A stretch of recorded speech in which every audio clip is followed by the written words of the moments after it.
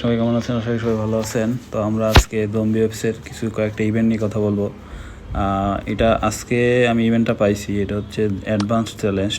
এখানে চ্যালেঞ্জটায় মূলত একটা সালভেশন উইংস নিয়ে চ্যালেঞ্জটা আসছে। তো এখানে ডে 7 7 দিনের চ্যালেঞ্জ। আমরা এর আগে ওই বোরিয়ার একটা চ্যালেঞ্জ কমপ্লিট করছিলাম। সেটা হচ্ছে এই যে বোরিয়াসের 7 দিনের একটা চ্যালেঞ্জ কমপ্লিট করছিলাম। এটা যদি কারো জানা দরকার মনে করে দেখে আমি কীভাবে এটা কমপ্লিট করব, সেটা আমাকে অবশ্যই কমেন্ট করবেন। আর এটা কীভাবে আমরা চ্যালেঞ্জটা কমপ্লিট করব সেই সম্পর্কে আলোচনা করি। এখানে হচ্ছে আপনারা মূলত আমাদের যে ডেইলি ট্রায়াল এটার উপরে নির্ভর করে এই চ্যালেঞ্জটা আসছে।